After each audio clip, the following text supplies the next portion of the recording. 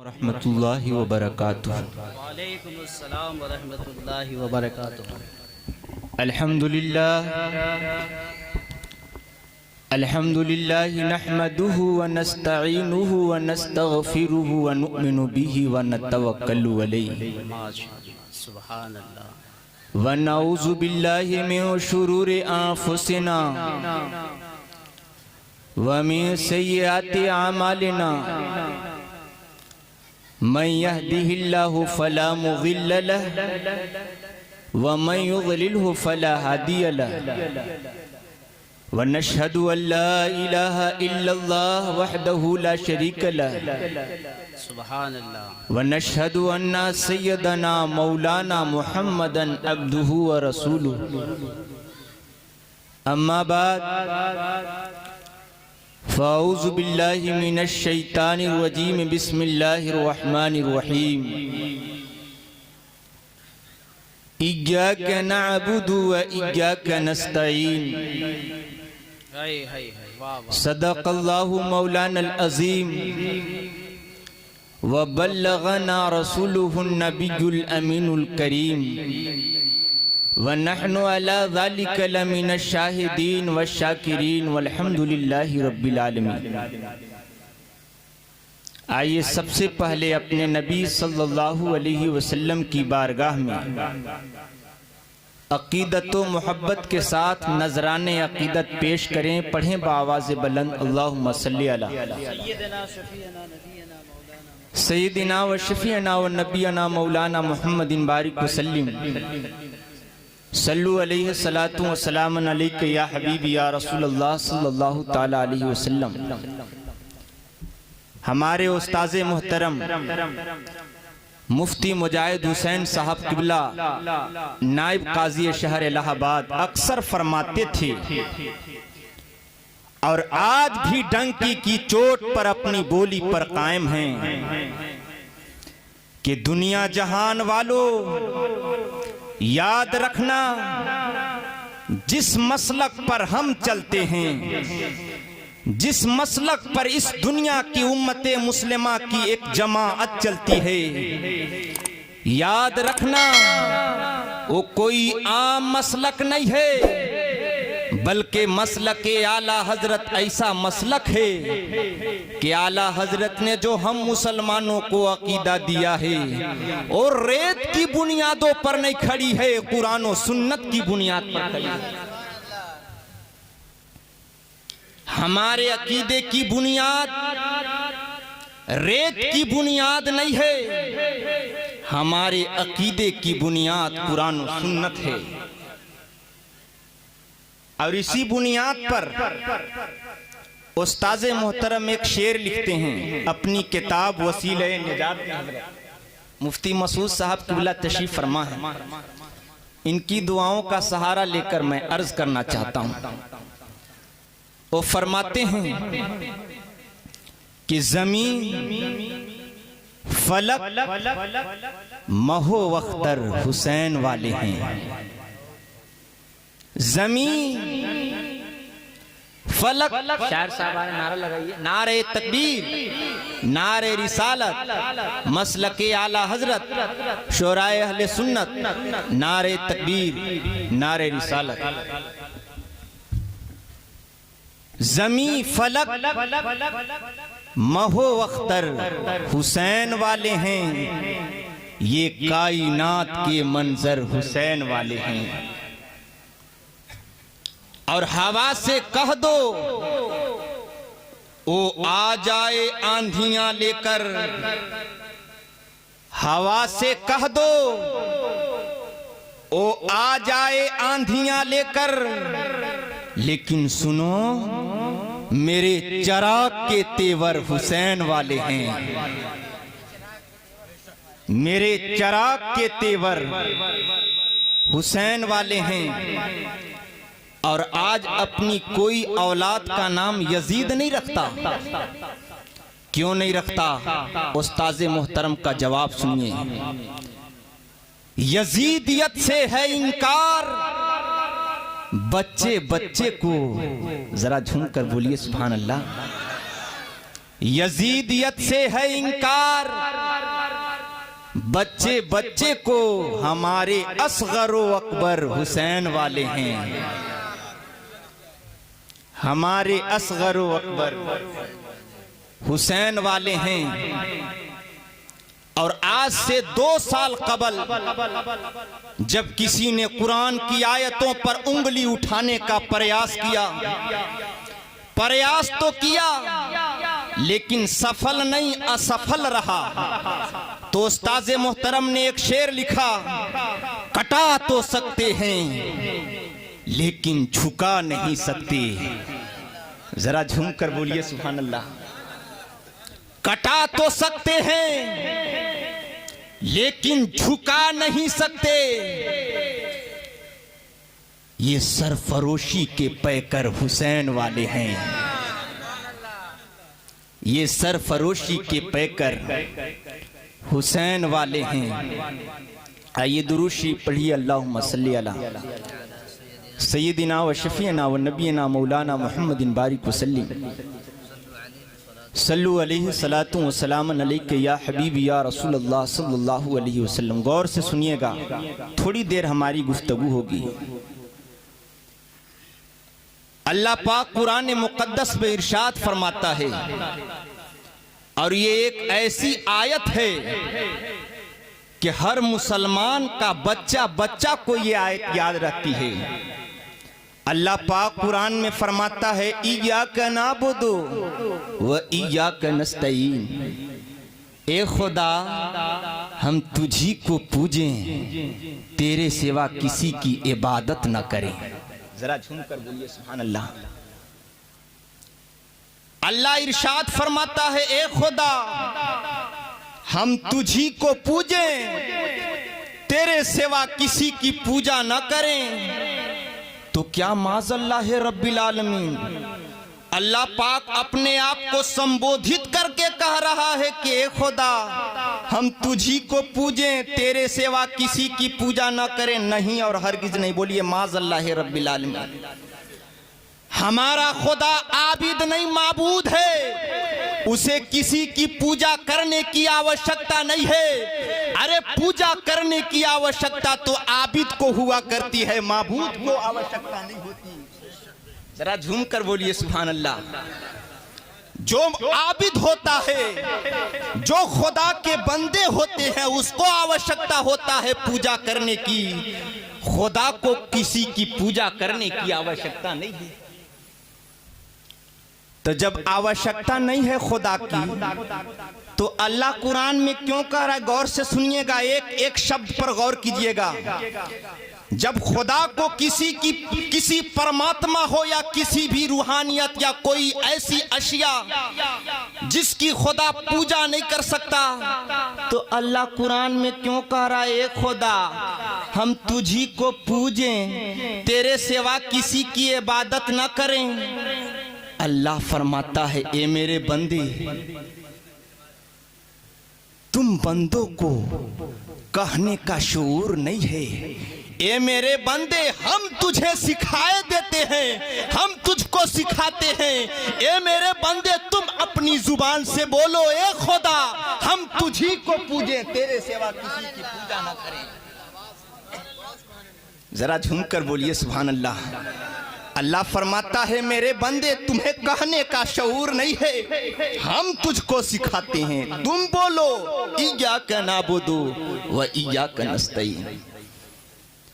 अब एक सवाल पैदा होता है, गौर से सुनिएगा, कि ये बरेलवी मुसलमान नमाज में भी कहता है, ए खुदा, हम तुझी को पूजें, तेरे सिवा किसी की पूजा न करें, तेरे सिवा किसी की वर्शिप न करें। लेकिन ये बरेलवी मुसलमान तो दाता मुराद शाह के मजार पर जाकर फूल डालता है और जाकर इनकी पूजा करता है। ये शुभा होता है उन लोगों को जिनके सीने में ईमान की कमजोरी है। मैं उनसे प्रश्न करना चाहता हूं, क्या कब्रों पर मुराद शाह अलैहि रहमतु रिजवान के मज़ार अक़दस पर फूल डालने का नाम पूजा है? गौर से सुनिएगा मुसलमान, क्या इनके मज़ार अक़दस पर चादर चढ़ाने का नाम पूजा है? याद रखना, हर प्रकार के काम को तुम पूजा नहीं कह सकते। पूजा उसी को कहोगे जिस चीज पर, जिस काम पर पूजा की डिफिनीशन, पूजा की परिभाषा फिट बैठेगी, उसी का नाम पूजा है। सबको पूजा नहीं कर सकते। सब चीज को फूल डालने का नाम पूजा नहीं है। इबादत की डिफिनीशन जानते हैं क्या है? आप पढ़े होंगे तामीर अदब के हजरत तीसरी में या दूसरी में लिखा हुआ है, इबादत का मतलब होता है किसी को खुदा मानकर ऐसा कोई काम करना ताकि वह खुश हो, इसी का नाम इबादत है, इसी का नाम पूजा है। बरेलवी मुसलमान दादा मुराद शाह रहमतुल्लाह अलैह के मज़ार अक़दस पर फूल भी डालता है, चादर भी चढ़ाता है और पुकार पुकार कर दुनिया को बताता है, ए दुनिया वालों धोखा मत खाना, मैं इनके मज़ार पर खड़े होकर फूल डालकर इनकी पूजा नहीं कर रहा हूँ, बल्कि हमारा यहाँ भी ऐलान है, इय्याका नअबुदु व इय्याका नस्तईन, ए खुदा हम तुझी को पूजे, तेरे सिवा किसी की पूजा न करें। नारे तकबीर, नारे तकबीर, नारे रिसालत, नारे रिसालत, जश्ने गौसुल वरा, नारे तकबीर, नारे रिसालत। और बरेलवी मुसलमान तो सिर्फ फूल डालता है। लोग प्रश्न खड़ा करते हैं कि नहीं कब्र पुजवा है। आओ मैं हदीस की रोशनी में बताऊं। हजरत तशरीफ फरमा है, बुखारी और मुस्लिम शरीफ की हदीस है, मर्रन नबी सल्लल्लाहु अलैहि वसल्लम बिक़ब्रैन फ़क़ाल इन्नहुमा लयुअज़्ज़बान वमा युअज़्ज़बान फ़ी कबीरिन अम्मा अहदुहुमा फ़कान ला यस्ततिरु मिनल बौल व अम्मल आखर फ़कान यमशी बिन नमीमा सुम्मा अख़ज़ जरीदतर रतबह फ़शक्कहा बिनिस्फ़ैन सुम्मा ग़रज़ फ़ी कुल्लि क़ब्रिन वाहिदिन फ़क़ाल लिमा सनअता हाज़ा या रसूल अल्लाह फ़क़ाल लअल्लहु अन युख़फ़फ़ अन्हुमा मा लम यबसा। कुरान के बाद सबसे जो बड़ी पुस्तक मानी जाती है, जानते हैं वो कौन सी पुस्तक है? कुरान के बाद अगर सबसे बड़ी पुस्तक, सबसे बड़ी किताब अगर है तो बुखारी शरीफ है। ये बुखारी शरीफ की हदीस मैंने पढ़ी है। नबी सल्लल्लाहु अलैहि वसल्लम दो कब्रों से गुजरे और जब गुजरे तो पैगंबर ने इरशाद फरमाया, फ़क़ाल इन्नहुमा लयुअज़्ज़बान, ए सहाबा इन दोनों कब्रों पे अजाब हो रहा है। जरा झूमकर अपने नबी की शान पर बोलिए सुभान अल्लाह। अरे खड़े हैं नबी इस दुनिया में, फिजिकल वर्ल्ड, शारीरिक संसार में खड़े होकर वर्ल्ड ऑफ ग्रेव्स यानी कब्रों की दुनिया की पता बता रहे हैं। जरा झूमकर बोलिए सुभान अल्लाह। लोग कहते हैं कि हुजूर को इल्मे गैब नहीं है। माज़अल्लाह। मेरे सामीने किराम, इस हदीस का तुम क्या जवाब दोगे? सरकार खड़े हैं फिजिकल वर्ल्ड, शारीरिक संसार, आलमे अजसाम में खड़े होकर कब्रों की दुनिया की पता बता रहे हैं। सुभान अल्लाह। ए सहाबा इन दोनों कब्रों पे अजाब हो रहा है। और पैगंबर ने सिर्फ इतना ही नहीं बताया, पैगंबर ने ये भी बताया कि अजाब क्यों हो रहा है।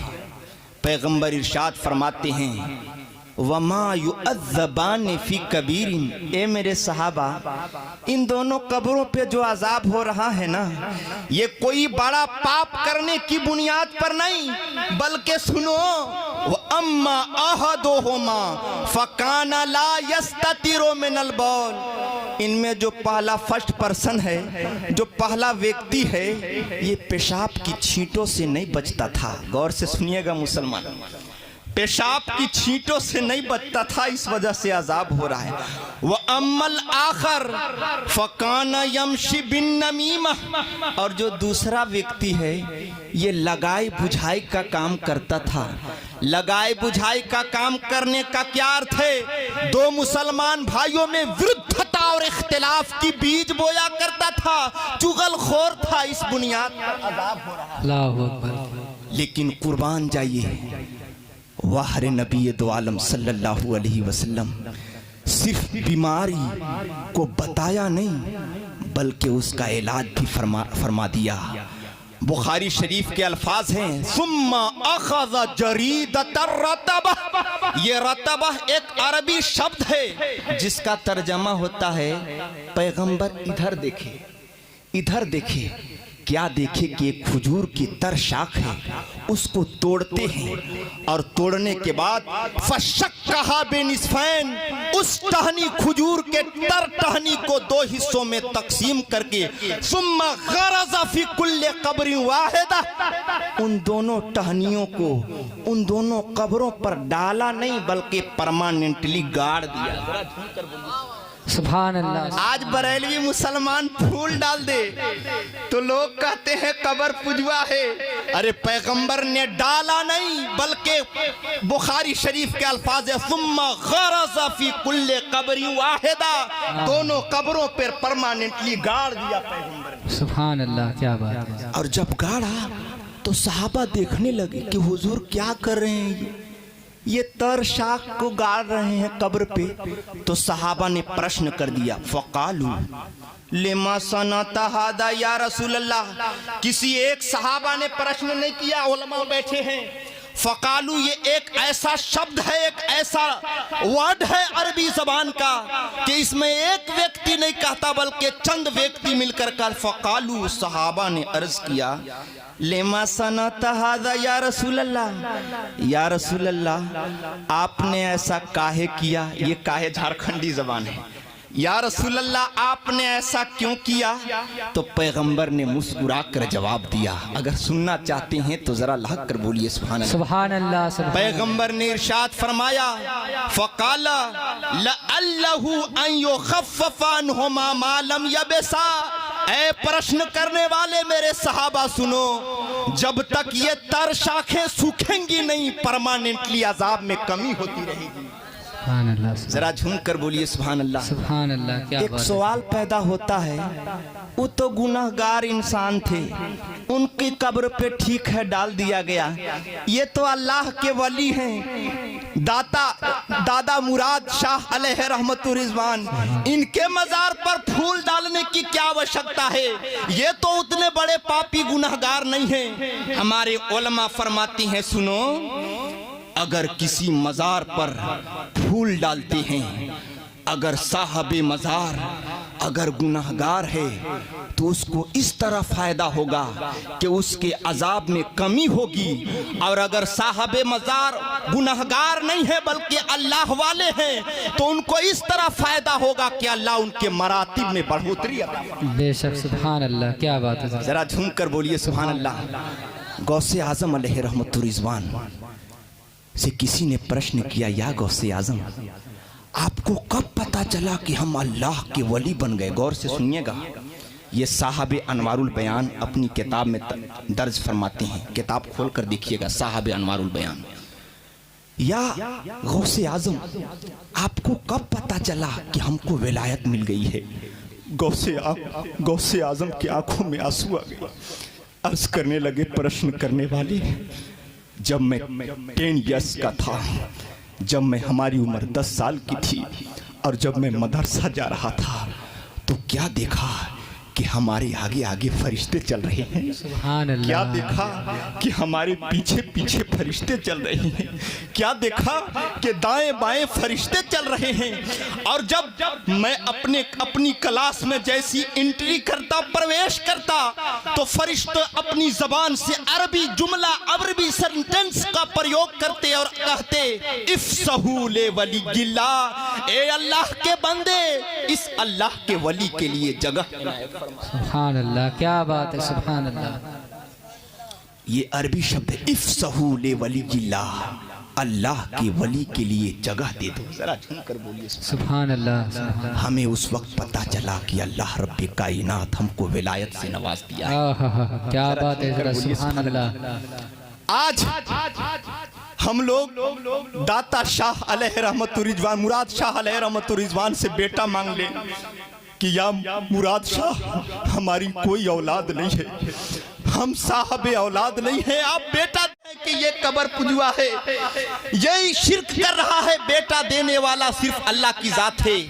मसला सुनिएगा, मेरा अकीदा है कि बेशक हकीकी तौर से बेटा देने वाला अल्लाह है, मेरा अकीदा है जी बेशक। लेकिन हमारा अकीदा ये भी है कि अगर अल्लाह चाहे तो अल्लाह की अता से मुराद शाह भी बेटा दे सकते हैं। बेशक बेशक हक है। इनकी करामत मैं बता दूं, आज से लगभग 10-20 साल पहले की इनकी करामत मैं आपको बता दूं। इसी इलाके का एक शख्स जनाब हसीन साहब से जाकर पूछिएगा, जब उनकी कोई औलाद नहीं थी, बार बार दुआ करते थे परवरदिगार कोई औलाद दे दे। कई साल गुजरने के बाद जब इसी मज़ारे अक़दस पर हजरत खड़े होकर ये मुराद मांगे, परवरदिगार या दाता मुराद शाह हमारी एक औलाद दे दीजिए, कसम खुदा की मैं अपनी जिंदगी गुजार दूंगा इसकी। नारे तकबीर, नारे रिसालत, जश्ने गौसुल वरा, बाबा मुराद अली शाह रहमतुल्लाह अलैह। नारे तकबीर, नारे रिसालत। तारीख के औराक गवाह है, इधर दुआ मांगनी थी, जाकर पूछिएगा। और कसम खुदा की उधर अल्लाह ने बेटा अता फरमा, बेटा अता फरमा दिया। लोग कहते हैं कि आप इनसे कैसे बेटा मांग सकते हैं, सिर्फ अल्लाह से मांग सकते। आइए मैं कुरान से साबित करूं। कुरान पढ़िए, कुरान करीम 16वां पारा, सूरह मरियम, आयत नंबर 17, आयत नंबर 17, आयत नंबर 18, आयत नंबर 19, 17, 18, 19 की आयत नंबर है। हाफिज साहब किबला, मुफ्ती साहब किबला मौजूद हैं। फ़अरसलना, अल्लाह फरमाता है, फ़अरसलना इलैहा रूहना फ़तमस्सल लहा बशरन सविय्या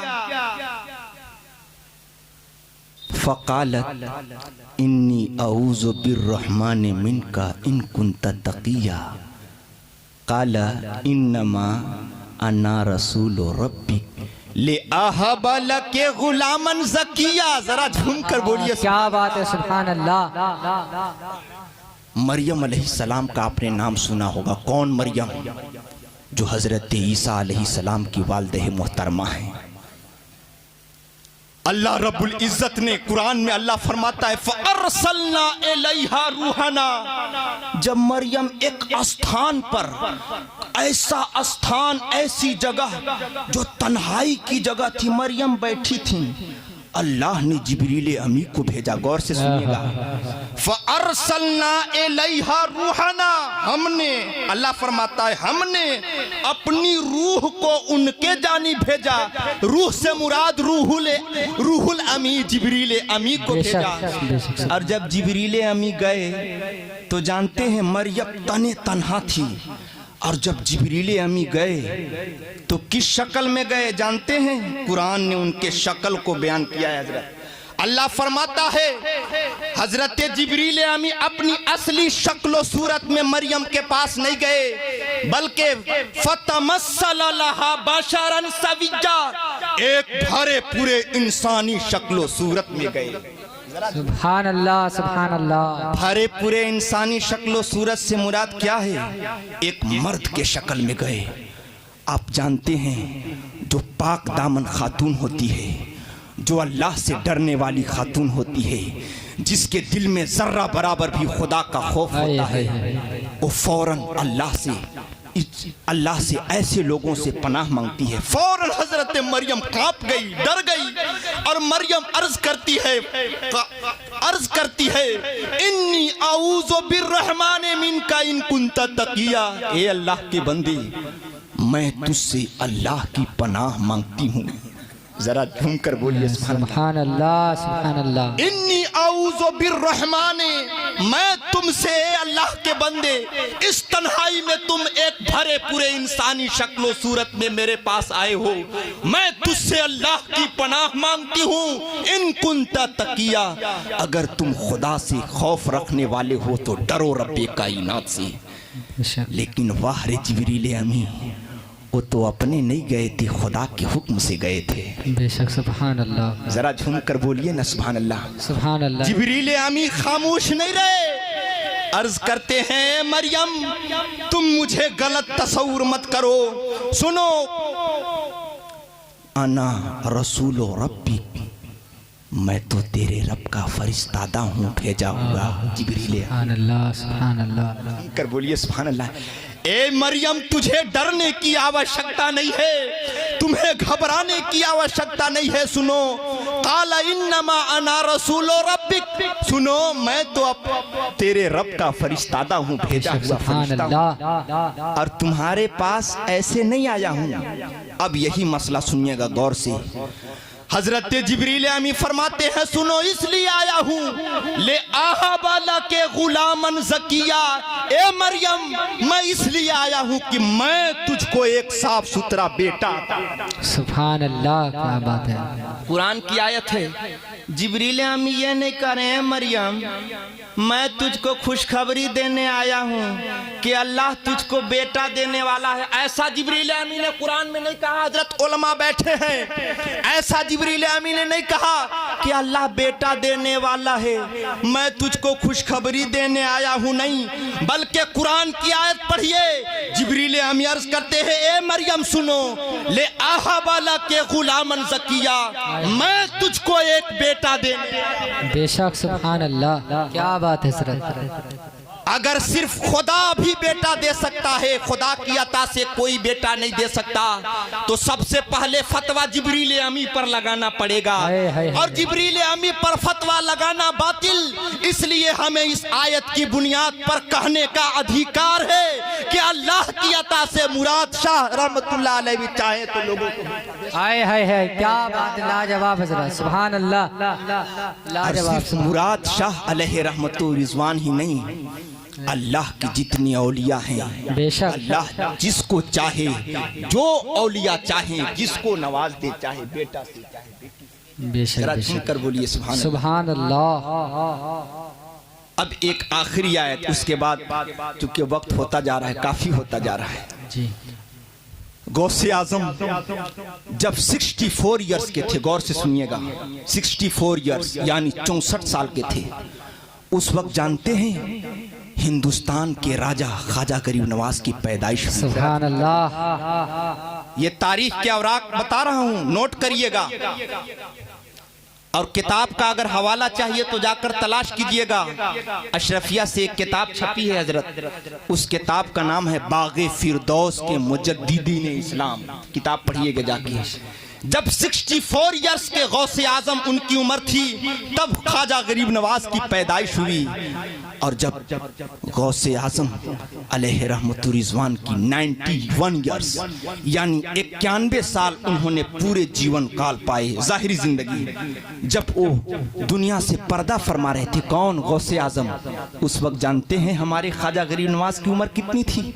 उस वक्त हमारे ख्वाजा गरीब नवाज की उम्र 27 साल थी। जरा सुभान अल्लाह, 27 साल थी, तारीख के औराक गवाह है।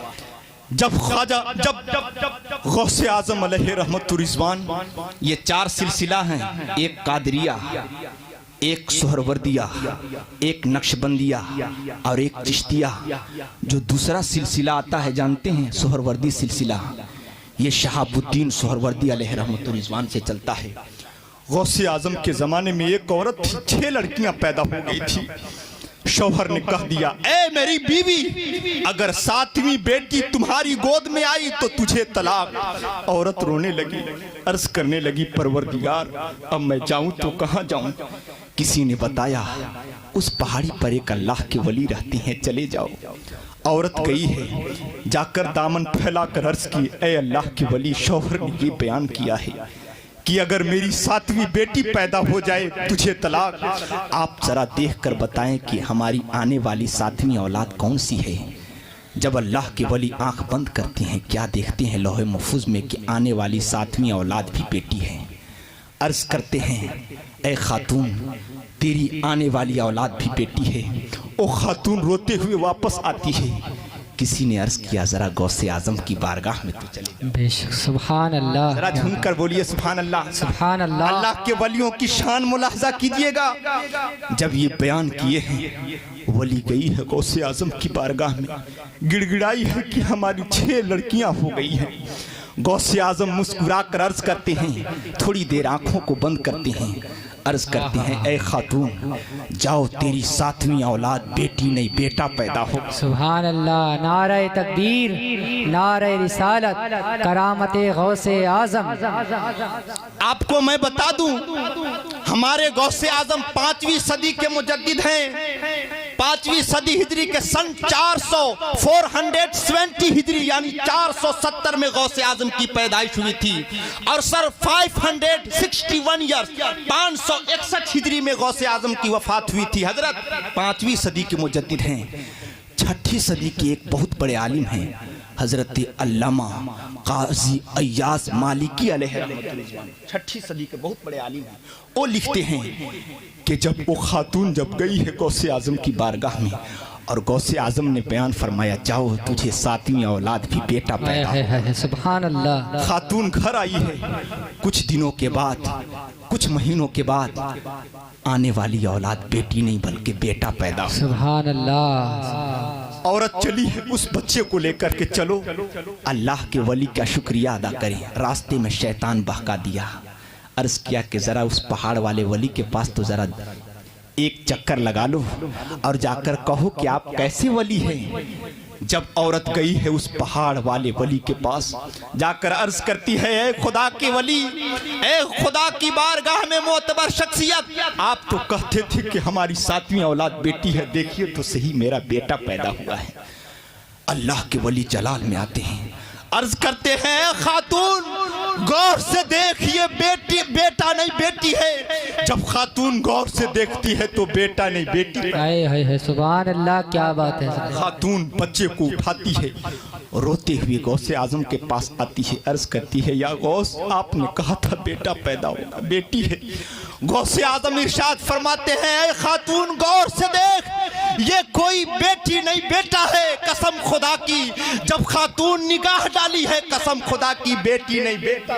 सुभान अल्लाह, सुभान अल्लाह। यही सिलसिला लगभग 2 या 3 मरतबा दोनों वली के पास जाती, कभी वहां गई कभी यहाँ गई। जब तीसरी मरतबा गौसे आजम के पास बेटी लेकर आई, वहां से पहाड़ वाले वली के पास से, गौसे आजम जलाल में आकर अर्ज करती हैं, ऐ खातून गौर से देख, तेरी औलाद बेटी नहीं बेटा है। जब गौर से देखी है बेटा है, रास्ते में फिर औलाद को लेकर चली है। फिर दिल में उस तीसरी मर्तबा उस औरत को ख्याल आया कि चलो फिर एक मर्तबा उस पहाड़ वाले वली के पास चलते हैं।